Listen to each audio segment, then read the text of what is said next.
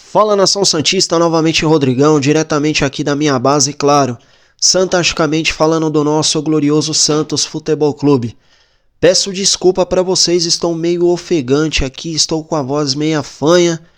Novamente estou resfriado, mas nada vai me impedir de vir aqui e tentar salvar o Santos dessa situação, porque eu vou fazer a minha parte e você faça a sua parte. E a partir de hoje nesse canal, todas as vezes que você olhar para esse número 10, eu quero que você entenda o tamanho do Santos Futebol Clube e a sua magnitude no futebol mundial. Que lá do céu, esse negro maravilhoso que sempre foi o nosso ponto de equilíbrio, consiga abençoar a nossa caminhada nesse segundo turno aí no Brasileirão. E como eu coloquei aí no título do vídeo para vocês, a gente vai ter que ir na raça, no coração, a gente vai ter que usar todas as armas que a gente tem. E hoje eu vim aqui falar sobre Diego Aguirre. Ontem eu estava extremamente triste porque dormimos na zona do rebaixamento. E aí soltei aquele vídeo para vocês com algumas especulações que a galera estava fazendo na internet. E aí não deu nem tempo, porque à tarde o Santos anunciou o Diego Aguirre. Possivelmente com a queda do Turra e essa contratação aí acelerada na minha visão, acho que já estava palavrado. Diego Aguirre é o novo comandante do Santos Futebol Clube. Um técnico de 57 anos, com muita bagagem no futebol, é um cara que conhece o futebol brasileiro. Mas a gente que é torcedor, como a gente está no fundo do poço, pelo menos eu comecei a refletir e pensar. Estamos aí no fundo do poço e essa diretoria vai planejar melhor para trazer um cara renomado para tirar o Santos dessa situação. Porque a gente chegou no nosso limite. E aí não deu tempo da gente refletir. Diego Aguirre é o novo comandante do Santos. Quero trazer uma história para vocês que o Aguirre ele foi desligado do Olímpia no dia 20/7. Ele não foi mandado embora por maus resultados. Ele foi mandado embora do Olímpia porque ele chegou num acordo com o clube, porque o clube tinha apalavrado premiações para o Olímpia ir bem aí na Libertadores. Mas só que o Olímpia conseguiu a proeza de fazer a segunda melhor campanha dessa Libertadores 2023, porém não cumpriu com a palavra aí, com o profissional, com o Diego Aguirre. Trazendo para vocês aqui, são 4 vitórias e 2 empates, a segunda melhor campanha do time paraguaio. Inclusive enfrentou o Flamengo aí agora e parece que já perdeu o jogo de ida aí de 1-0. Mas por que eu quero trazer esse assunto aqui para vocês? Tinha muita gente falando, não, o Olímpia mandou o Diego Aguirre embora. Não, fizeram sacanagem com o treinador e o treinador, em acordo com o clube, resolveu sair. Fui procurar na torcida qual que é o sentimento do torcedor com a saída do Diego Aguirre. Muito dividido. Aí eu vi uma galera também falando que não, mas ele deixou o time na lanterna do Campeonato Paraguaio. Cara, não é parâmetro o Campeonato Paraguaio porque ele comandou o time em 2 jogos. São 2 jogos no Campeonato Paraguaio. Então assim, não é parâmetro. Esse último trabalho no Olímpia não é um péssimo trabalho. Porque se ele espelhar o trabalho que ele fez no Olímpia, no Santos Futebol Clube, e conseguir um aproveitamento aí de 47% a 50%, a gente se livra do rebaixamento. Essa é a visão. Ah, mas ele fez um péssimo trabalho no Cruz Azul. Ficou muito pouco tempo lá. Trabalho curtíssimo. Mas se a gente pegar os últimos 7 trabalhos, incluindo o trabalho que ele fez aqui no Brasil, no Atlético Mineiro, no São Paulo, 2 vezes no Internacional, o aproveitamento é acima dos 50%. Então, se ele realizar o trabalho dele, a gente escapa. E qual que é o objetivo? É escapar.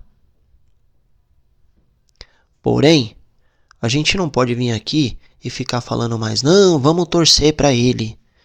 Ah, não sei o que, não sei o que. Não, eu espero que ele faça o trabalho dele. Inclusive, é um cara que estudou o nosso elenco. Inclusive, o Soteldo já está reintegrado. E me parece que o Santos vai pagar premiações para ele se de repente ele atingir metas. Porque o salário é de 600k por mês, mais 200k de premiação se de repente ele tirar a gente dessa situação. E o Aguirre é um cara muito resultadista. E agora vamos trazer aqui as ideias de jogo do Diego Aguirre. Será que de repente as suas ideias podem casar nesse elenco do Santos Futebol Clube? Eu particularmente lembro do trabalho dele no São Paulo em 2018. Naquele time que tinha o Nenê, que tinha o Diego Souza, jogadores mais velhos, mais tarimbados. Porém aquele time extremamente compactado e era um time que trabalhava em velocidade as suas transições. Tanto que, quando ele chega no São Paulo, o São Paulo começou a liderar o Campeonato Brasileiro aí com uma sequência muito boa, fazendo esse trabalho de transição, um trabalho reativo de transição, porém coordenado. O que eu quero dizer aqui, quando eu falo para vocês aqui que o trabalho era coordenado? Trazendo para vocês aqui uma curiosidade. E cara, quem me passou essa curiosidade é um amigo meu que trabalha dentro do São Paulo. O Diego Aguirre, os treinamentos do Diego Aguirre é o seguinte: ele faz movimentos coordenados para pegar o adversário no contra-ataque. Ele adora fazer esse tipo de treinamento. A gente não vai ver o Diego Aguirre dando 3, 4 treinos por dia, a gente não vai ver. Mas só que o trabalho que ele faz é um trabalho de variação tática, trabalho com movimentos coordenados, ou seja, movimentos ensaiados para a gente de repente pegar o adversário desprevenido. Falando da defesa, ele gosta de trabalhar com 2 linhas de 4. Os 2 jogadores que ficam na frente, às vezes o segundo atacante, dependendo do adversário, volta até o meio de campo e aí a gente forma uma linha de 4, uma linha de 5 e o centroavante preparado para puxar o contra-ataque, sempre procurando o espaço.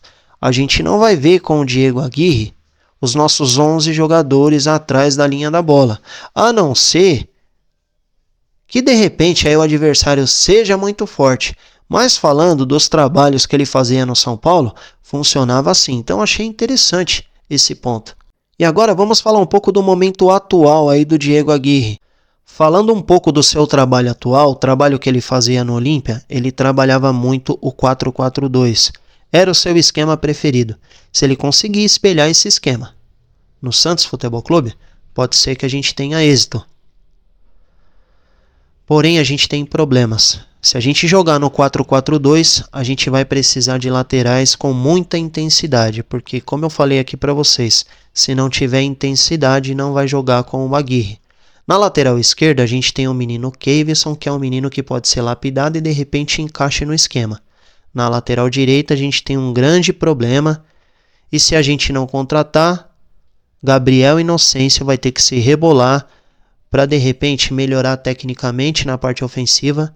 E aí, o Aguirre dar as oportunidades aí para ele.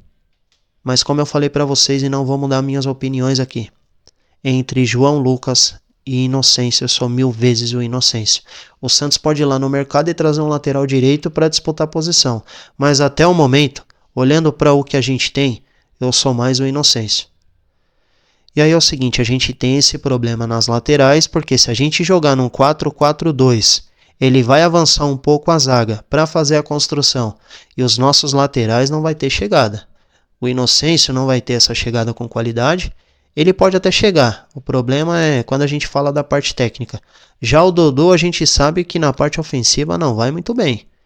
É aquele jogador que, sinceramente... Como eu falei aqui pra vocês, né, mano? Quando o Dodô chegou, eu falei pra vocês, um jogador nota 5. Então a gente vai ter problemas nesse aspecto. Agora, falando do nosso meio de campo, vai ficar mais equilibrado. Certamente vai ficar mais equilibrado, vai ficar mais compactado com a nossa zaga. E aquela parte que eu falei pra vocês dos treinamentos, ele trabalha movimentos coordenados para fazer a transição. Então, de repente, isso pode ser importante. A gente não vai ver o Santos aí com 80% de posse de bola. Mas o que a gente vai ver e o que ele vai tentar encaixar é aqueles contra-ataques mortais. A gente já jogou assim e já deu certo. jogando de uma forma reativa, no contra-ataque. Ou seja, depende muito das características do elenco, depende muito da compactação do nosso time. Mas eu, sinceramente, olhando para o nosso momento, eu espero que ele coloque esse time no 4-4-2, pelo menos no início, para a gente ver como que vai ser. O maior problema, amanhã ele já vai dar o primeiro treino dele aí na Vila Belmiro. Provavelmente ele já está descendo a baixada aí amanhã. E aí, no próximo jogo, a gente tem problemas aí de desfalque, né? Mas enfim, eu não vou ficar falando aqui sobre os cartões, se os caras agiu de má fé ou não. Vou dar uma segurada porque, sinceramente, não dá nem para acreditar. Mas ele vai ter um problema aí logo no seu primeiro desafio, que é contra o Fortaleza fora de casa. Vamos ver como que ele vai armar esse time. Falei para vocês, sobre o Campeonato Paraguaio, não é parâmetro. Sobre a Libertadores, cara, tava dando até uma olhada no grupo aqui. Atlético Nacional, Patronato e Melgar, né? 2 times aí meia boca e um time que de repente, né, poderia bater de frente. Fez uma ótima campanha. Então, ele gosta muito de correr atrás das premiações. Correu atrás lá no Paraguai. Então vamos ver se ele corre atrás aqui no Santos e tira o Santos nessa situação. Falando para vocês aqui sobre fatos, a gente nunca viu uma matéria falando que ele teve algum problema com o elenco. Então, de repente, pode ser que essas matérias que vêm circulando é verdade. Pode ser que ele seja um bom gestor de grupos aí. A gente torce para que sim, porque a gente está precisando de um cara para colocar esses caras nos eixos. Mas enfim, vamos aguardar. Vamos aguardar porque esse negócio, né, da gente ficar acreditando em muita coisa, porque é aquela coisa, futebol é jogado, não é falado. Eu posso vir aqui fazer um vídeo de 40 minutos, né? Se chegar e não dar liga, cara, não adianta. Então o que a gente precisa fazer? O torcedor torcer como nunca. Os jogadores correr como nunca, correr pelo companheiro, correr pelo treinador e correr pela nossa instituição. O Aguirre trabalhar, fazer o trabalho dele. E eu tenho certeza que com a bênção desse negro maravilhoso que é ponto de equilíbrio até hoje dentro do nosso coração, a gente vai sair dessa situação. Inclusive é o seguinte, se chegar mais uns 2 reforços ou pelo menos mais um reforço de peso, e como eu sempre falo aqui no canal, de repente chega a cereja do bolo, um cara de liderança técnica, aí pode ser que esse casamento Diego Aguirre e Santos Futebol Clube funcione muito bem. Então vamos aguardar. Se você gostou do vídeo, deixa o seu like aí pra mim e até amanhã. Amanhã estamos de volta.